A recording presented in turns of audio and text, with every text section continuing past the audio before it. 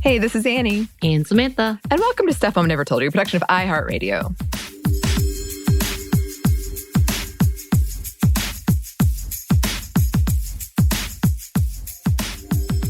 And it's time for another Feminist Movie Friday. I am so excited about this one. This one's very indulgent, I'll admit. This one is something that I really wanted to do. Because today we're going to be doing a comparison of the 1996 Scream, the original Scream, and the newest Scream, Scream 2022 or Scream 5, although it's pretty considered also Scream, confusingly enough. But there will be spoilers for that, and there will be spoilers for all 5. I'm just going to tell you right now. So if you want to wait, I know the newest Scream just came out on streaming. Go check it out and then come back, because got a lot of thoughts about it. Oh, she does. And I mean, gosh. Like, the day she watched it, I was getting texts like, oh my God, it's these things and these things. And I can't wait for you to watch it. So I definitely had to watch this with her, the newest Scream. Actually, I watched the third one with you as well, because I just never got into it. And you're like, but. And so we had to watch that as well. Yes, the only one we're missing is 4, and I'll get you one day, Samantha. I'll get you one day. And we are going to be talking about death and sexual assault and violence. Nothing too graphic, but that's kind of what is going on in these movies. Also, Samantha, are you impressed? I kept the outline short. I assumed you did this in the idea that when we start talking about it, it's going to double. If not triple. Samantha gave me very strict instructions, and I did my best to follow them about the length. I was like, look, we're going to do this, and I'm excited for you to do this, but if you don't, I'm going to take these other things away from you, and I'm going to do it for you and condense it. This is our work relationship. Essentially. Balance each other out. It's perfect. Yes, indeed. See our past episodes on Final Girls, survival horror, Why Didn't You Believe Her? And especially Scream Queens, which, as Samantha properly commented on in that episode, was kind of a Trojan horse for me to get to talk about Sidney Prescott, who is the protagonist. I was tricked. It wasn't a trick. I went wild, Samantha. I couldn't stop. This is one of those, like, I'll take this, and you take these two, and I'll take the majority of it, because I know what these two will do to the outline. I have a lot of feels about Sidney Prescott. I love her so much. So many feels. Yes, and we are going to talk about some of that, even though, yes, I really did go on and on about it in our Scream Queens episode. So definitely listen to that one as kind of a companion to this one. Also, I know there are some really terrible people associated with some of these, and we are going to talk about that. I did talk about it in the Scream Queens episode, especially about how I think Scream 3, and me and others think Scream 3 is about Harvey Weinstein, who is listed as an executive producer for the first 4. So we will talk about that. But first, let's break down the plot, starting with the original Scream, which was a 1996 meta-slasher comedy movie directed by Wes Craven and written by Kevin Williamson. It stars Neve Campbell as high schooler and final girl Sidney Prescott, Courtney Cox as news anchor Gail Weathers, and yes, the names are excellent in this movie. They are so punny. David Arquette as Deputy Dwight Dewey Riley, Rose McGowan as his sister, Tatum, also Sidney's best friend, Jamie Kennedy as movie lover Randy Meeks, Matthew Lillard as Tatum's boyfriend and killer, Stu Macher, Skeet Ulrich as Sidney's boyfriend and also killer, Billy Loomis, and Drew Barrymore as Casey Becker. And it is very, very 90s. It is so very 90s. I mean, it was coming off the height of Party of Five. So Neve Campbell was already a big 90s star. And I guess around the craft too. So like this is her moment to shine. Yes, and shine she did, I say. Sidney Prescott, Campbell's character, is a high schooler at Woodsboro High whose mother, Maureen, has been violently raped and murdered a year before the movie starts.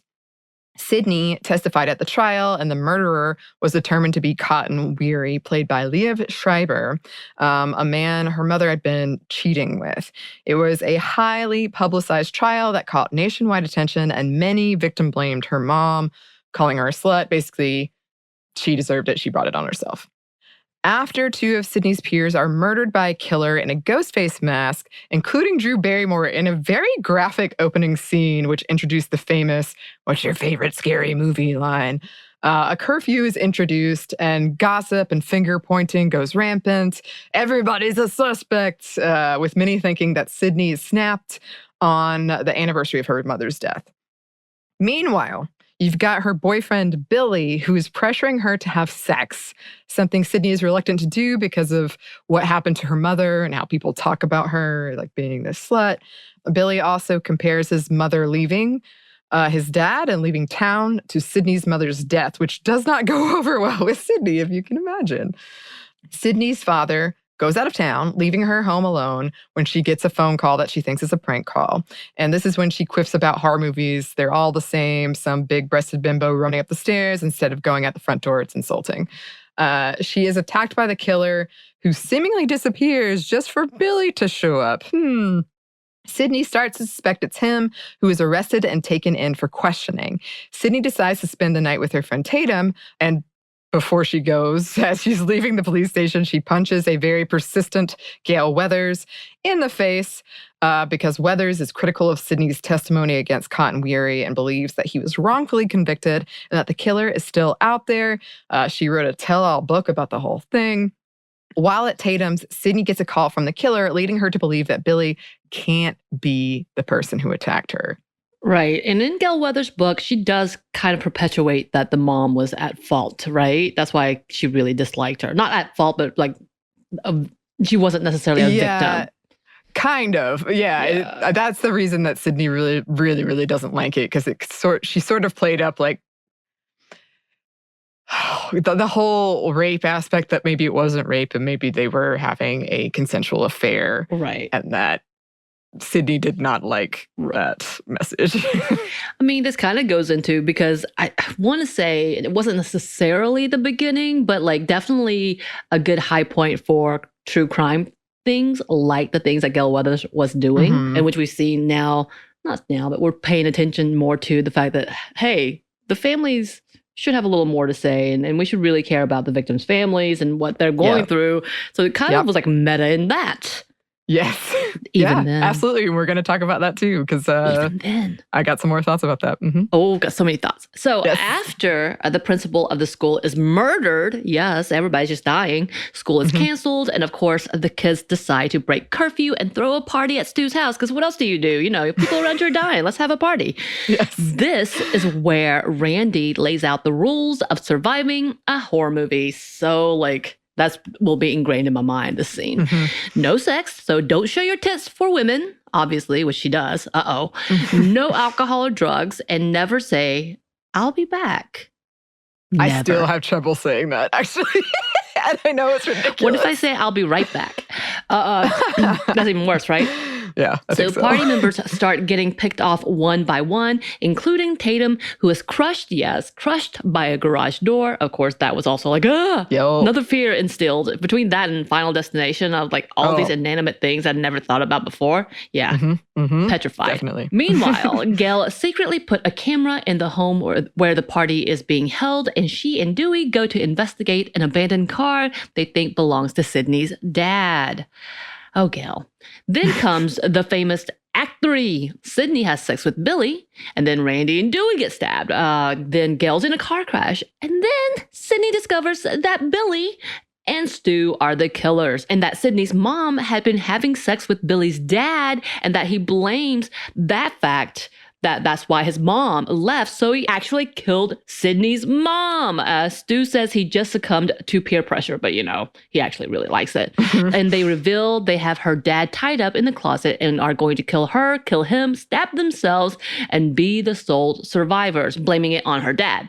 Sydney manages to get away after they stab themselves, and Gail distracts them, calling them with their own voice modulator and toy with them. She kills Stu, and with the help of Gail, Billy too. And Gail reports on the scene as the movie ends. Yes, literally, like she's brushing herself off, which, by the way, again, we're going to talk about this in the newer version. I'm like, they all been pretty much stabbed and shot and beaten, and they're all, okay, we're just going to send you home. What world is this? But anyway, whatever.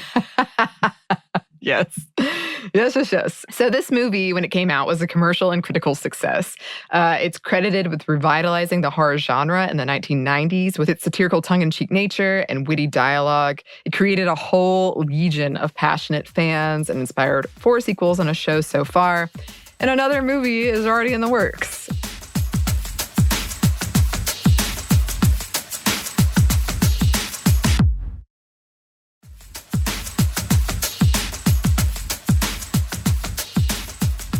Brief rundown of the other movies. The second one has a lot of boyfriend trauma, and one of the killers is Billy's mom. The third one is all about how Sydney's mom was sexually abused while pursuing acting in Hollywood. Had a son, she gave up, and this son went to Billy and gave him the push to kill Maureen, Sydney's mom, and is the killer in the third one. And in the fourth, Sydney writes a book about her experiences, and the killers are a movie fan and Sydney's cousin, who wants to be the new Sydney. Yeah, that's the one I didn't watch. Yeah, I've actually watched it twice recently now, so it's fresh on my mind. I got some thoughts about it too, which brings us to the newest one, Scream 2022 or Scream 5. And yes, they make fun of using the same title in the movie because, I mean, if you haven't picked up on it, these movies are so meta. They're so meta. So they do make fun of using the same title within them. So Scream 2022 or Scream 5 is a horror slasher comedy meta movie from, 2022, directed by Matt Bettinelli-Olpin and Tyler Gillette, or Gillette, I hope I'm getting that right, and written by James Vanderbilt and Guy Busick. In addition to legacy characters Sydney, Gale, and Dewey, with Campbell, Cox, and Arquette reprising their roles, the movie stars Melissa Barrera as Samantha Carpenter, Jack Quaid as Richie Kirsch, Mikey Madison as Amber Freeman, Jenna Ortega as Tara Carpenter, Dylan Minnette as Wes Hicks, Jasmine Savoy Brown as Mindy Meeks Martin, Mason Gooding as Chad Meeks Martin, and Skeet Ulrich reprises his role as Billy Loomis. And Easter eggs, because I just watched this again too. Hayden Pantiere's character Kirby from Scream 4, who was a fan favorite, is revealed to be alive. Oh, she is? How did I miss that part? Because there's a part where they're watching a review of Stab 8, and in the back there's a freeze frame of the YouTube page, and it's if you like this, watch also, and it has a thumbnail that says Survivor Kirby whatever comes back to talk about her experience. So yay, I always hated she died in Scream 4. Yes, and also a bunch of actors from the first one provide voiceover during the party scene, including Drew Barrymore and Matthew Lillard. And Matthew Lillard is also the voice of Stab 8's killer, because they show a clip from Stab 8. Oh, that's funny. Yeah, that's great. And also director Rian Johnson, which we're going to talk about, but that kind of settles a question I had when you and I were talking about this, Samantha. Yes. Does that make you feel better now? I know we're going to talk about it, but listeners, when you find out what we're talking about, she was having a moment of dilemma. I was having a crisis.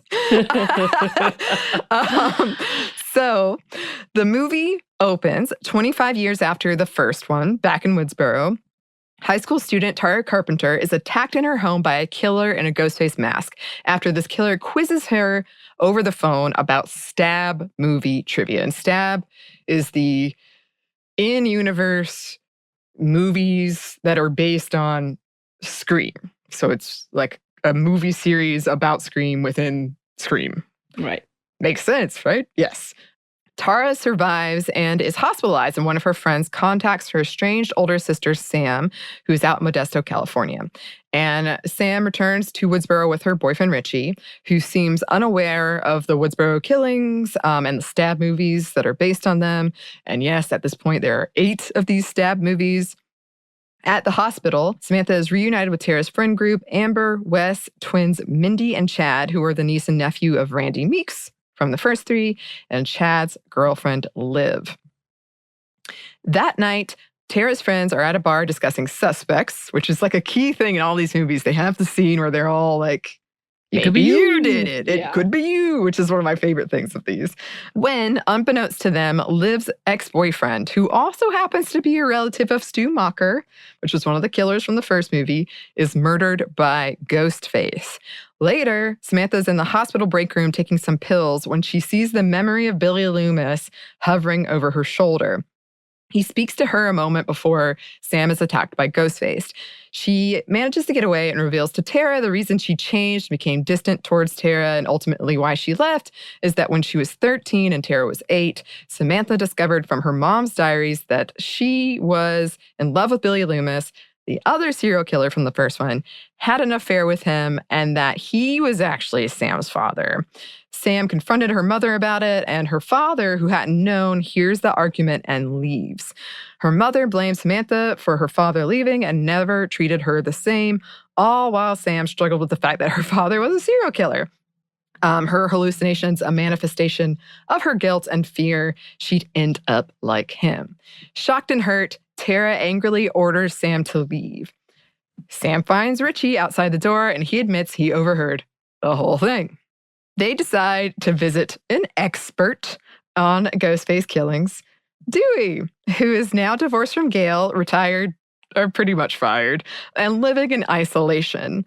He reluctantly and grumpily gives them advice, telling Sam to never trust the love interest and to look at her sister's close group of friends. After they leave, Dewey contacts Sydney, who is married to Mark, which is Patrick Dempsey from the third one. Oh, it is? You've confirmed that? Yes, it is. Okay, because at that point, we didn't know. Well, I couldn't remember his name, so I had to look it up. But yes, it is him. And they have kids together. And Dewey tells her there's another killer on the loose and stay away from Woodsboro. She's like, no offense, I'm never coming near that town again. Then Dewey texts Gail the same thing, complete with smiley face. He then goes with Sam and Richie to the Meeks' house, where he is reunited with Randy's sister and Randy's niece. And Randy's niece lays out the rules of a requel, which we've talked about.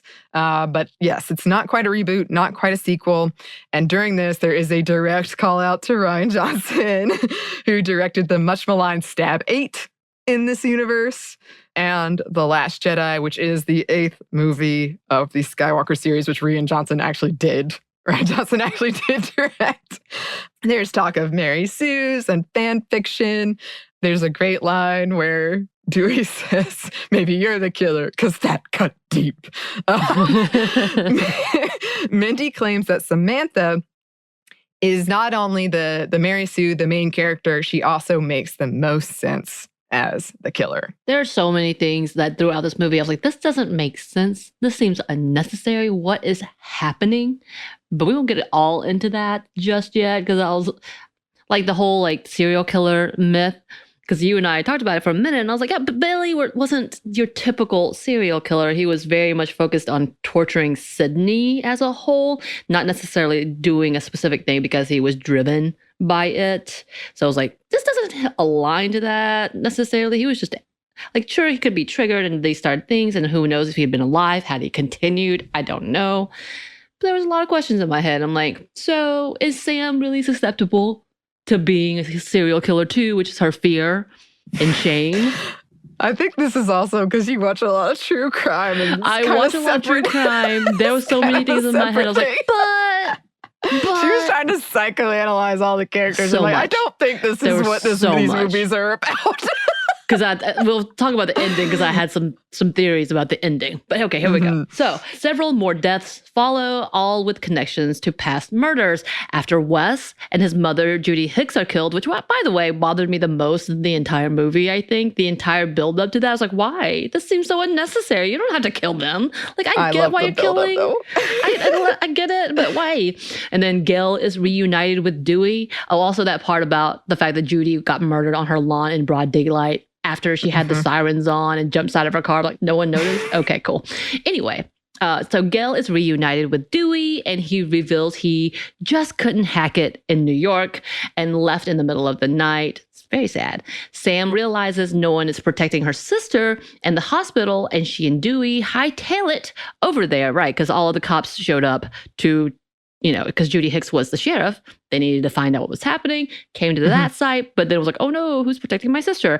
And apparently, no one. Tara and Richie are attacked, but Sam and Dewey get there in time to save them. But when Dewey goes back to confront the killer, he is murdered, with the killer saying, "It's an honor." Again, I had a lot of issues. I'm like, there's no way this could have happened. I know, willing suspension of disbelief, but I just could not. This is probably why I can't watch stab, like murder, like gory horror movies. I'm like, this doesn't make sense. Physically, this does not make sense. I still hold to that. This brings Sydney into town, and she tries to tell Sam that the killer is not going to stop hunting her even if she leaves Woodsboro, but Sam disagrees, and Richie, and Tara get into the car to book it out of there. However, Tara can't find her inhaler, and yes, that's one of the big things. She has to have her inhaler or she's going to die. So they have to stop at Amber's house, which they're like, oh yeah, I have one at Amber's house, the friend, for her to get her spare one. And so they arrive, trying to get this. Of course, there's a party. Why? Because there's always a party.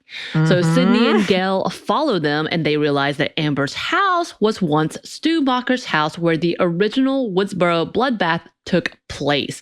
And yes, you and I talked about the fact that we knew that basement. I was like, this looks familiar, because I started asking about the garage kill when they were down there, and I was like, huh. And you had to tell me. So Amber is throwing a party, but kicks everyone out when Tara, Sam, and Richie arrive. Chad and Mindy are both attacked by Ghostface, and Liv suddenly appears after having left earlier, and Amber shoots her in the head, revealing herself to be the killer. By the way, I guess that Richie and Sam flee, and Richie tells Sam he thinks Tara is Amber's accomplice. Sam disagrees and leaves him to search for her, finding her tied up in a closet, just as Sydney's dad had been in the first one, and then she hesitates to untie her. Meanwhile, Amber shoots and injures Gail. Richie stabs Sam and reveals to her that he is actually Amber's accomplice. I called that one too.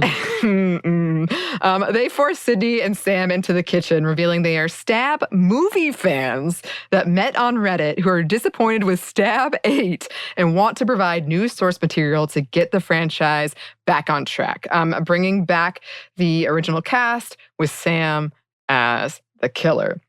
However, Sam reveals she untied Tara, and Tara attacks Amber.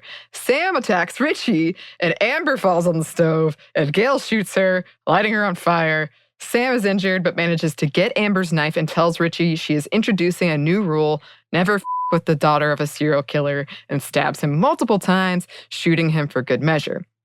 Amber runs at them for a final attack, but is shot by Tara. The Meeks twins and Tara are taken to the hospital, Sam accompanying Tara. Gail decides not to write about the killers and instead to write a book about Dewey. And the movie ends with an anchor reporting on the events outside of the house, just like the first one did. And this is one of many, many things where the first one and this one mirror each other. Yeah. And this is where I say, okay, now you've got Sam, if she is truly this... if we were watching Criminal Minds, if she truly has whatever serial killer genes, which is kind of what she's been upset with, and like, I don't want to be this person. Like, after stabbing him multiple times, that just opened up the floodgates. So, just saying. Yes. Well, it's interesting because, as I said, they're already making the next one. And the actor who plays Sam said she wants to explore her dark side. Who knows? She began by exploring that dark side. And we're going to talk about this more because I know I've said it multiple episodes, but her story mirrors that of Rey from the sequel trilogy of Star Wars, who was Palpatine's granddaughter and had like this like evil genes and heavy quotes, but kind of this history and this pressure perhaps hanging over her to become dark. And she didn't. And I can't wait to talk about that. That's one of my favorite things about this whole thing. But first, I wanted to talk about trauma because one of the things, I know I've said it before, but I watched this movie, the first one, way too young. I watched it when I was 9 years old, and I loved it. I loved it. Had the soundtrack. I still remember all the songs. And I really loved Sydney. And I love how they have done a good job, in my opinion, with that character, and that she's funny and smart and capable, but she has this trauma. Like, you see her trauma throughout. And like in the third one, she's working for, like, she's isolated and she's working for this like mental health hotline. And then the fourth one, she wrote this book, Out of Darkness. And that reminded me of what you were talking about, Samantha, in that episode we kind of did, which is who makes the money off of these tragedies, who gets to tell the story. In the fourth one, she says the reason she did it was she was tired of everyone else telling the story. And she wanted to take control. She wanted to feel this semblance of control over it. And then, of course, on her stop at Whisper on the book tour, someone gets murdered, and then the whole thing. Yeah, of course. And Alison Brie is her agent in that one, by the way. Oh, that's funny. Yeah, I do like talking about the old actors who you like didn't know at that point in time, and then you come back and revisit, and you're like, oh my god, that's so and so and so and so. That's my favorite game to play with everyone, because no one really recognizes. And then I'm like, that person was in this, that person was in that, and the being like maybe the random character in Supernatural that no one else saw was like, they're on for like 15 seconds, but I love it. I'm like, good on them, they made it. Can confirm Samantha does this. I love it.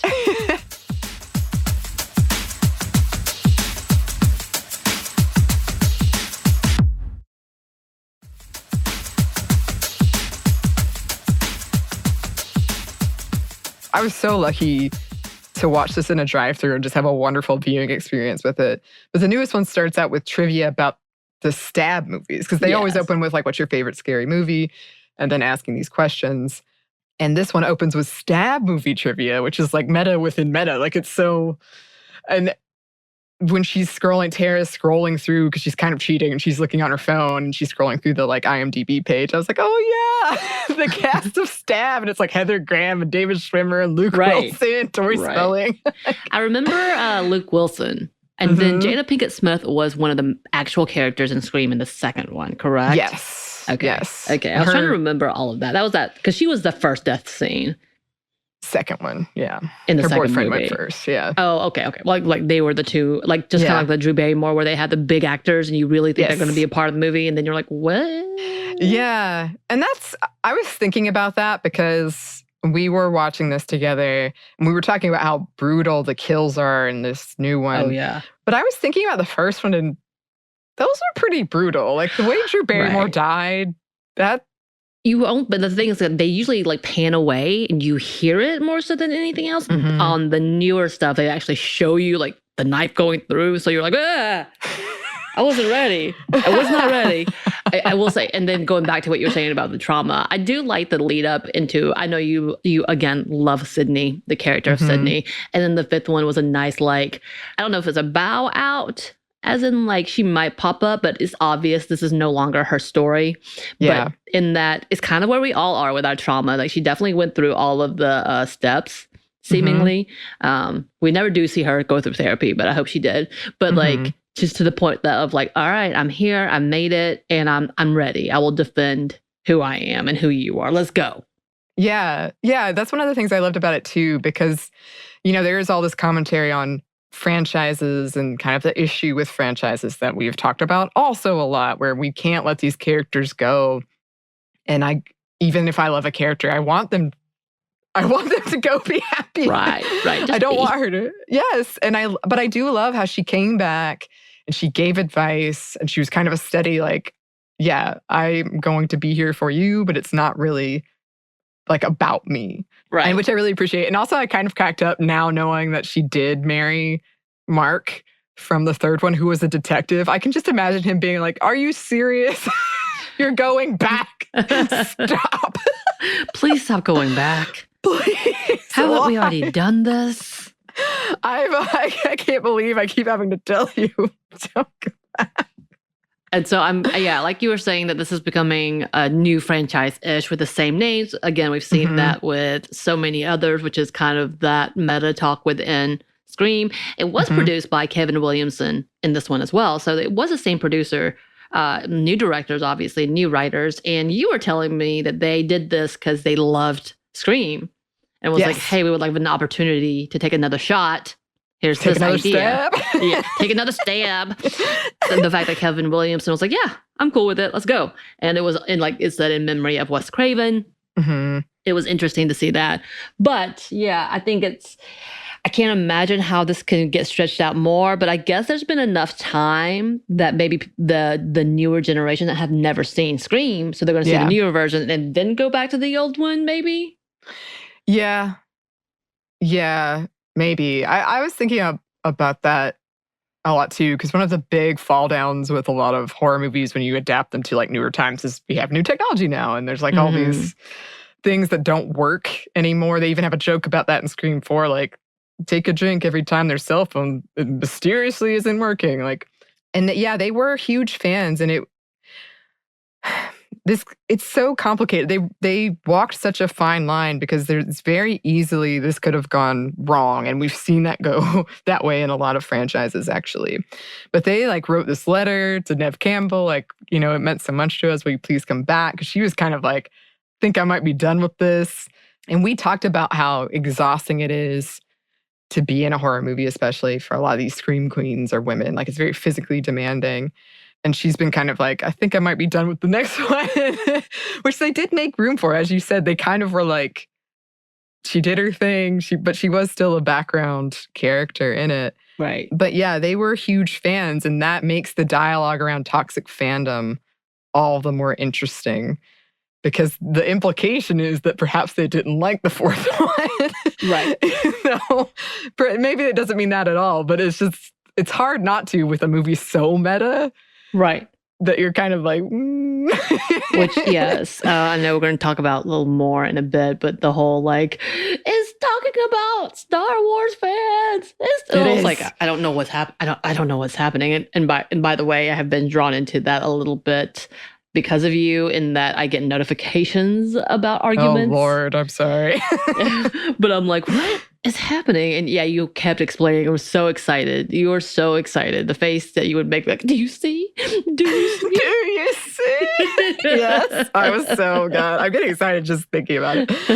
One thing I did want to talk about, and we briefly mentioned this in the Scream Queens one, there's a lot of, in the first one, especially for Sydney, trauma around sex. So that whole thing where with Billy, he's pressuring her to have sex from jump in that movie.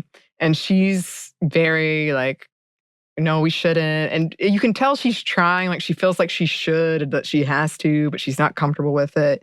You actually never see her breast, which is a weird thing to talk about, but it's true. In these horror movies, often you do, you don't for her. Right. But she flashes him. We just don't see it. Yeah, we don't see it. But and I find that like the whole conversation around her mother being this slut and therefore I guess deserved to die in the opinion of a lot of people.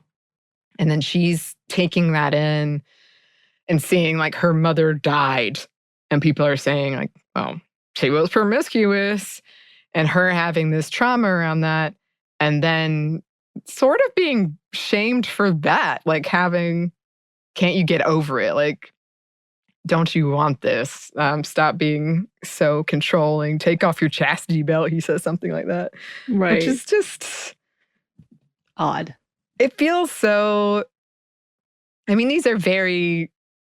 They're making a commentary on those things, but in a lot of ways, they're just kind of like a funny slasher movie. They're not super deep.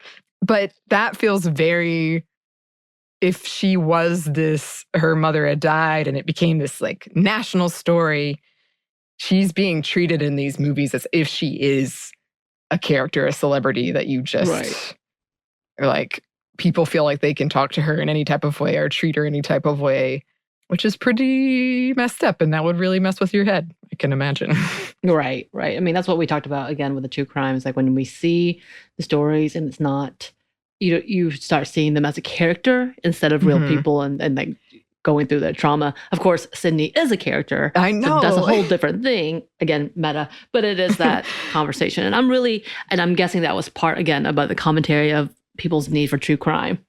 Yeah. And celebrating it, which is the weird party line. Yeah. And I mean, if you haven't seen these movies, like the stab movies within them, people like decorate. They have like Rocky Horror movie level audiences for it. They have Stabathon and the fourth one, like they're these big things. And, just for a pretty tragic experience that people are treating as entertainment, which is kind of the whole thing in this one, where the killers were like, we don't like what Stab 8 did, so we're going to create something better. Mm-hmm. And so it's like marring that line between life and art. And they have a whole conversation about that in the second one. Because usually, I think in every one, there's a killer, except maybe the third one. There's a killer that's doing it for like the art of it, Right. the movie part of it, or the fame of it, which is interesting. I do think there's an interesting thing around women survivors in these, because Sydney and Gail make it through all of them. At the end of this new one, all the people that they show that are still standing, because other people did survive, but that are still standing, are women. And I was thinking about this because I read an interesting statistic that kind of surprised me, that actually more men get killed in slasher movies, which doesn't feel like my experience, but maybe I don't watch that many slasher movies, honestly. Right. Like, And there's some I like, but yeah. I wonder if it's because the main victims, as we talk about when Final Girls, have to be women. So if she's slutty or she's perceived to be slutty, she has to have a lot of extra men around that get killed and are disposable. So I wonder if that's the case. I think that's a part of it. I think also you can always make the argument there are more men around. Yes, that too. But like in the fourth one, I could be wrong, but I feel like two of the people who died were men and everyone else was women. It was, I mean, I don't know. That's just something that's been in my head, because I was kind of shocked by that. I did like in the newest one, like Sydney being the expert. There's a lot of jokes about her being the original. You don't with the original. And her still being pretty, I don't know, I kind of like her groundedness about it almost. Like, she's still open and she's still trying to like help people and comfort people, but she's also clearly tired of it. Like, I don't know. It was... No, like I said, like it just became like, oh, this again. I've went through this. I'm good. Right. And then we've already kind of mentioned this, but I find it really fascinating that the killings in these movies were essentially kicked off by the idea that her mom is a slut. Right. Well, we talked about this when we were talking about mothers in general when it comes to horror and any of that genre. And it's always, whether it's protecting someone or they did something wrong or they cursed the family somehow, and it's always the evil thing is the mother, or began by the mother, which, again, you and I have been talking about. That's a theme all around, whether it is a horror movie or not, and the stronghold of the mother being the basis of whatever, either trauma or whatever incident or whatever is the next plot line to come through, which is interesting. Yeah.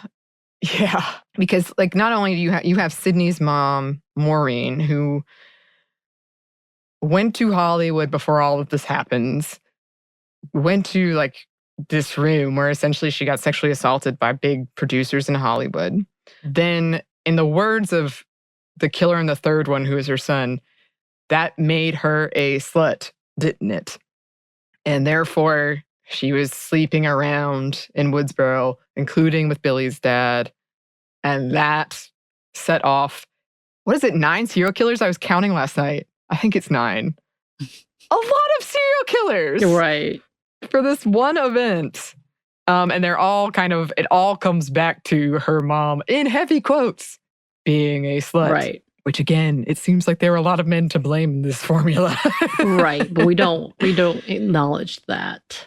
No, it's her fault. Yes. And then in the second one, like, the killer is Billy Loomis's mom, as I said. And she even says, it's always blame the mother. It's always about blaming the mother. And then Sydney's like, well, you did. You literally are trying to kill me. And now are killing me. Yeah, you're trying to kill me now. So if you hadn't been doing that, maybe. Yeah. You had an argument. Yeah, and again, we're going to come back to this. It's weird because, like I said, Scream 3, I think, is all about Harvey Weinstein. And so if you like take the meta one step further, it's like this whole thing was started by him. Mm-hmm. Oh, okay. Anyway, then there are the rules, which is always a key part, a hit in these movies. I love all of the rules, laying down the rule scenes. So the old rules were very like no sex, no drugs, no alcohol. Don't say I'll be back. And it does feel it's very moralistic, and it's very, especially for like, I feel like for women is the having sex one specifically. I could be wrong, but I feel like generally it's sort of viewed as like women, you don't have sex. Yeah. You stay virginal, so you might be able to be this final girl character. And then in the new one, there's a lot of commentary when it comes to the new rules. There's a lot of commentary around fandom and elevated horror. And it feels less, I don't know, it feels less moralistic and more like fan culture commentary to me. There is a weird line in the fourth one where they're like, if you're gay, you will survive. And I was like, what? I don't know about that. Is it because the queer community have been excluded from this genre in general? So I don't know. I feel like even if I don't watch a lot of horror movies, a lot of slashers, I know a lot of the horror lingo and tropes. I wasn't sure what they were. I'm sure there's something they're referring to, whether it stands up or not. I'm sure there's an actual thing. But yeah, maybe it is that. Maybe it's just there haven't been queer characters. So. Right. But then they're caricatures and kind of dismissed. Right. Sure. Where the guy right before he dies in the fourth one is like, but I'm gay. And the killer kills him anyway. So. And you really want me to watch the fourth one, huh? Yes. Only once. Something else I've noticed in watching these is there's always a creepy boyfriend character who's acting stalkery to one of the female victims. Like in every one, there's a character where she's like, oh, it's Ted again, isn't it? Or, oh, it's Wes again, isn't it? And like that's one of the ways they build up it could be anybody, everybody's a suspect. But I do think it's like interesting and kind of upsetting, again, that this is something we sort of accept as the reality that a woman would have. Kind of this stalker boyfriend that people are like, it's probably him. Right. Yeah. And there's one line from the new one that stuck out to me where the killer Richie is sort of commenting on that. And he's commenting on the new rules. And he says, I guess being a sexually available woman is supposed to be empowering these days. Which he's a really toxic fanboy. He is. Yeah. Which, by the way, I had to point out to you that this was Dennis Quaid and Meg Ryan's son. Again, with your little trivia bits. I was like, what? There's definitely some ableism going on in all of them. Whether it's like, especially around mental health, because I feel like every one of them has a killer who is, in heavy quotes, mentally unstable. Mm-hmm. And then in this new one, which I find horror movies do this a lot, they have this red herring of, oh, she's taking pills. This might be her, which is already like mental health already has a huge stigma on it. And that's not helping. Right. Yeah. And then something else I've been thinking on, I've thought about this a lot because Gail is a very ambitious woman. She is very, very ambitious. It is painted like she's kind of a cold ice queen. And it's a weird thing because she kind of is, but also like, she's an ambitious woman. Right. And she really goes far. Like in this new one, she's in New York. She's working on Good Morning America. She really made it. And, the implication is she lost kind of these personal connections. But then it's revealed Dewey is the one that left her because he couldn't handle New York and couldn't support her and had to come back to Woodsboro. So I just think that's sort of an interesting part of that too. I don't feel like I don't know. Maybe that's a personal thing. I don't feel like she's villainized. No, I agree with you. As a person who's outside of this frame and the original take of who Gail was, even like in the second one, she's building up money and being kind of seen as an icon, whatever. And this one, she just kind of just is. Like she's maintained her space. So, just kind of like the same as Sydney. All of them have grown up, figured out themselves and what they wanted and gotten to a point that they're happy or at least content. Yeah. And satisfied with what they had. The one thing we find out is, yes, Dewey is the most unsatisfied. There's so many things that had happened with him, and he just felt like he couldn't be what she needed at that point, which could be a conversation about male fragility, and even to the point that he had to prove himself by killing himself as a hero. Like, that's a whole thing. Like, I feel like that's a commentary in it, but whatever, whatnot. And then, like having her come in and be like, I don't need this anymore. But it took her a long time, and it took her to the point of being the white female who was like, yeah, but I did get to use it for a long time, and I'm okay now. I don't have to. Yeah, I mean, she certainly, there are things she did that were not great. I'm not saying that at all. Like, she used Sydney's story. She definitely was like, used Dewey's story, kind of hurt his feelings by writing about him as if he was real bad, which he was kind of in her, in fairness to her. I think they did a good job at making her complex, I guess. Like, she had these flaws. And she also had growth. Like, she said, like, we could make it work. We could have done it. You didn't have to leave. Like, so I thought that was good. And also, I like seeing the evolution of the relationship between her and Sydney, which started out very antagonistic and very catfighty, into like a friendship and like a mutual respect.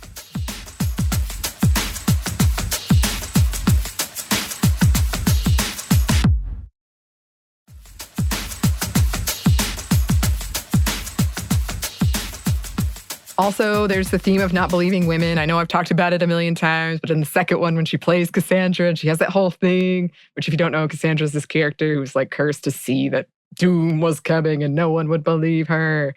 But that's prevalent throughout, especially like after people think Sydney's so traumatized. Often they just dismiss her, like, you've been through a lot. So calm down, it's okay. Where she's like, yes, I have been through a lot. I know what this is. So that's throughout. And then I really like how it turned out between Tara and Samantha in the new one, where they were kind of playing up maybe Tara is the killer. And then they have that scene where Samantha like hesitates in untying her, but then she did. And they kind of rebuild their sisterhood and their relationship. So I really liked that they did that. And then, yes, toxic fandom. So almost every movie has a fan of horror movies that is the killer, and perhaps particularly is a fan of the stab movies. And yeah, there are a lot of references throughout to horror movies and horror movies that they love. And there's a line in this new one where the killer, Richie, says, how can fandom be toxic? It's about love. Right. Meanwhile, they're like killing people. Killing people. Right. Yeah, so that might be toxic right there. Right. But as you said, Samantha, I was very, very excited about this whole Mary Sue Star Wars connection because it's a pretty pointed commentary about Star Wars fandom and Star Wars fans, especially after The Last Jedi. And Rian Johnson, I go back and forth between Ryan and Rian, I apologize. He even commented on it in Knives Out. It was such a huge thing, which again, he directed The Last Jedi. And that's why I was happy when I found out he was in it, which to me means he must have co-signed. Like, they asked him, he co-signed on it, he was on board. Because there's a joke in there where Randy's niece, Mindy, makes fun of Liv for liking the 8th stab because it means you have no taste. Right. So I was confused. I was like, well, wait, what are we saying? Do you hate The Last Jedi? Do you like The Last Jedi? She literally went back and said, wait, I can't tell if they're for like being real and really actually mad, or are they just joking? What is happening? Is this tongue in cheek or not? Should I be offended or not? Embroiled. I was so confused. So the fact that he's involved makes me think that at least it was self-aware that the toxic fandom backlash to that was terrible. It was awful, and it controlled what happened. It actually did influence what happened in the next Star Wars movie, which a lot of people are, including me, say it doesn't make sense based on what you did in The Last Jedi. Like, they completely, because the backlash was so strong, they did something completely different. Right. Which is what they're talking about in this, with they hated Stab 8, so they were trying to make Stab 9. New movie. What is that? What did they call this? This is a requel? Requel. Mm-hmm. Yeah. Yes, they wanted to make a requel. But I do love that Samantha's character echoes Rey's character from Star Wars. And Rey, she has this like evil thing they reveal which pretty much everyone hated. I won't say everybody, but pretty much everyone hated. And then that Palpatine was her grandfather. Or uncle. Oh, I could get into that, but it's very complicated. Well, can I just put in here, every time I heard them say, "Hello, Samantha," in the little phone call, I was like, nope, not a fan of that. Don't like that at all. I know. And I was like, ooh, what could I use this for? I would never do it because they always do that in the movie and then they get killed. So I would never do it. Please don't. I would never. You would be the one killed or me? It would be me. Okay. No, you would die, and then I would think you were pranking me because I had pranked you, and then I would die. That's what would happen. Okay. Yeah. It would be good for either of us. Let's not have this. Not that I would want any other way, but still, let's not do that. Yes. But I love at the end when she's like, never with the daughter of a serial killer. That's kind of like, it felt to me like saying to Star Wars fans, like, hey, Rey could have gone a whole different way, you guys. Like, she could have like killed everybody. And kind of, it felt like a weird cathartic way of giving Rey a moment to just break down and lose it. This could just be me being a Star Wars fan, but I think that they kind of were leaning into that. Like she could have been like this. Yeah, calm down. This has gone a whole different way. Yes. And then I'm not going to go too deep into this right now because I think I would like to do a whole episode on this, on the portrayal of women villains. And I was kind of like trying to go through all the killers because there's been 3 women who are killers in these. And I was trying to see if like there was any big difference between when a woman is the killer versus a man. And I was like, I feel like they're more kind of emotional or relationship based, but that didn't turn out to be true, really. So I'm still thinking on it, but I do have a lot of thoughts about women who are killers, but also in these kind of, not just horror movies, but in movies, when a woman is in any way annoying or a killer or annoying, but anything we don't like about her, she doesn't have enough depth, really, that we're very like gleeful when she dies. And usually the death is more violent and dramatic. Right. So you haven't seen the 4th one, but Alison Brie is sort of a similar, like she's really annoying. She's not the killer, but like when she dies, it's sort of like serves her, right? Like and that's a wider issue than just these movies and just horror. That I like Jurassic World when the woman who's taking care of their kids died. That's my favorite example. I'm like, this is too much. Like she was she had a right to be a little annoyed by this. Right. I will say I am that person to be like, okay, you did that stupid thing. You deserve to die. I did that with a dude who was the twin dude who was following her phone. I'm like, really, bruh? You're going into the bushes? You're going to get cut. Yeah, there it goes. Like he survived, but I was like, come on, y'all. Come on. Don't do this. Did you feel at any point, this is just a random question, that because for a minute it makes you think that Amber is in love with Tara. That it was a bit queerbaity. Was that me in my? Because like there is a little bit of like queer relationships. The twin sister obviously has an interest with that girl on the couch. They talked about they were going to make out at any moment, which is fine. But it felt why did they lean that way to make her like? Was it to make you be unsuspecting so that you wouldn't think that it was her? But I figured it out. All that to say, that was it her, or was that just like an unnecessarily throw in? I picked up on that too. I thought about that because I was like, were they trying to imply she was like this really possessive, perhaps in love with Tara friend, or is it more like she just really was there when Sam left and has become like really didn't like her. Right. So I definitely see that. And I think her character throughout has moments where you're sort of like, I feel like she was a throw-in. That was what threw me off, is because what we didn't talk about earlier in the plot was that she had discovered that she was living in Stu Macher's home. And then that pushed her into researching all the stab stuff and falling in like to an obsession to it. And that's why how she met Richie was trying to research everything and really getting caught up in it. But then like, the other part is that, but the friendship was obviously real because that was one of the longest lasting friendships. I don't even think the twins were really involved as much as Amber was, because the twins didn't really know the backstory of why Sam left or what happened between Sam and Tara, but Amber did. Yeah. This is something else I want to talk about whenever we do our women villains one, is I think, a lot of times the woman who is the villain is sort of the like support to the male villain, but that's not the case in the second one at all. But like, I think there's a power element that she really enjoyed. And I feel like in a lot of these movies, and like my skin is crawling just thinking about it, but like there's a power element to playing people. Like they don't know it's you. Ha ha ha ha.